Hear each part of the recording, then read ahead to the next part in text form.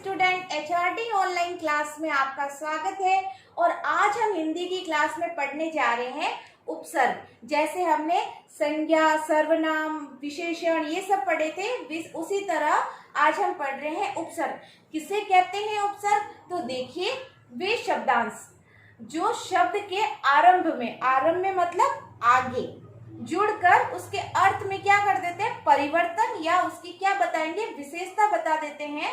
तो उसे उन शब्दों को हम क्या कहेंगे, उपसर्ग कहेंगे। उपसर्ग हमेशा शब्द की क्या जुड़ते हैं, आगे की तरफ जुड़ते हैं, आरंभ में। पीछे की तरफ जुड़ते हैं, उन्हें अलग कहते हैं, जो हम अपने अगले वीडियो में पढ़ेंगे। लेकिन अभी हम सिर्फ उपसर्ग पढ़ रहे हैं। तो उपसर्ग क्या होंगे, शब्द की क्या जुड़ेंगे, आरंभ में जुड़ेंगे, आगे जुड़ेंगे। तो देखिए उदाहरण देखते हैं, जैसे प्र प्लस बल है ना। बल आप सबको पता है कि बल का क्या अर्थ होता है, जो शक्तिशाली होता है ना, जिसमें बहुत ज्यादा ताकत होती है।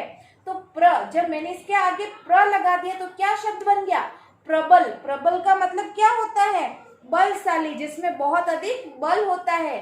और प्र हटा दे तो भी बल, लेकिन शब्द में प जोड़ने पर बलशाली है ना। नीचे देखिए, निर प्लस बल, तो शब्द एक ही है, बल बल, लेकिन आगे हम अलग शब्दांश जोड़ रहे हैं, जिसका अर्थ क्या हो जाए, अलग हो जाए, विशेषता, उसकी विशेषता, उसके अर्थ में परिवर्तन हो जाएगा। तो उसे हम क्या कहेंगे, उपसर्ग कहेंगे। अब बल के साथ मैंने निर जोड़ दिया तो शब्द क्या बन गया, निर्बल, जिसमें बिल्कुल बल नहीं होता है। निर्बल का अर्थ होता है बलहीन, जिसमें बिल्कुल बल नहीं होता है। इसी तरह से बहुत सारे शब्द ऐसे होते हैं जो किसी शब्द के आगे जुड़कर उस शब्द में क्या कर देते हैं, परिवर्तन ला देते हैं, और आगे जुड़ते हैं ना, वो शब्द उपसर्ग कहलाते हैं। और इन शब्दों का, इन शब्दांश का अपना एक अर्थ होता है। जैसे प्र है, तो प्र का क्या अर्थ है, अधिक, अर्थ क्या होगा, अधिक।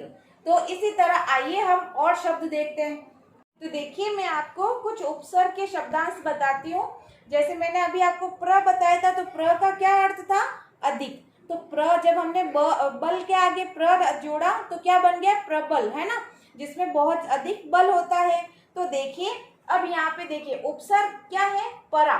उपसर्ग क्या है, परा। परा का अर्थ क्या होता है, उल्टा, उल्टा। और जब शब्द क्या है, जय, और जय के आगे जब हमने परा जोड़ा तो शब्द क्या बन गया, पराजय, है ना, जो हार जाता है, पराजय हो जाती है युद्ध में, कहते हैं ना, हार गया, तो पराजय।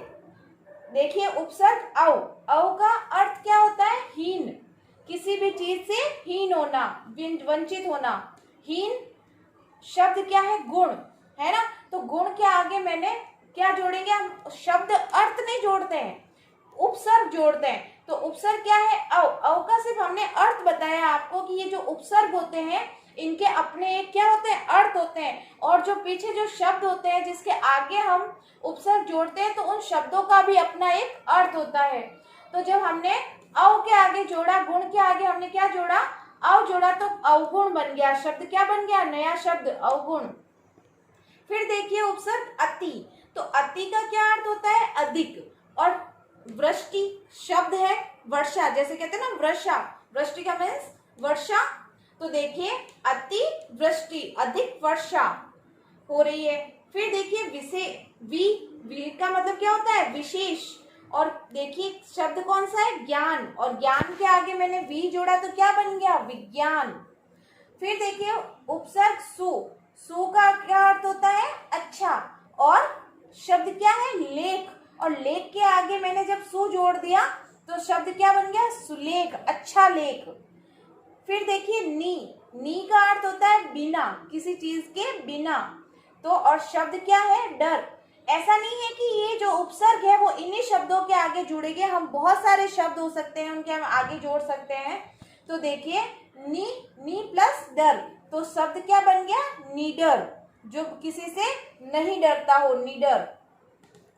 अ का अर्थ क्या होता है, रहित, किसी भी चीज से रहित, वंचित, रहित। शब्द क्या है, ज्ञान, और ज्ञान के आगे जब हमने अ जोड़ दिया, ज्ञान के साथ आगे जोड़ा अ, तो क्या बन गया, अज्ञान, जो बिल्कुल जिसे किसी चीज का ज्ञान नहीं होता है तो वो क्या हो जाता है, अज्ञान हो जाता है कि भाई मुझे इस चीज के बारे में पता नहीं है, है ना। तो इस तरह से बहुत सारे ऐसे उपसर्ग होते हैं, उनके अर्थ होते हैं, और शब्दों के आगे हम उनको जोड़कर और वापस उन शब्दों का नया अर्थ निकलता है, जिसकी विशेषता बता सकते हैं, किसी की विशेषता बन सकती है और किसी के अर्थ में परिवर्तन आकर नया शब्द बन सकता है, उसे ही हम क्या कहेंगे, उपसर्ग कहेंगे। तो आज हमने उपसर्ग के बारे में पढ़ा है, तो कॉपी वर्क करना है और इसी तरह से इनके प्रश्न को आपको कॉपी में करना है। Thank you.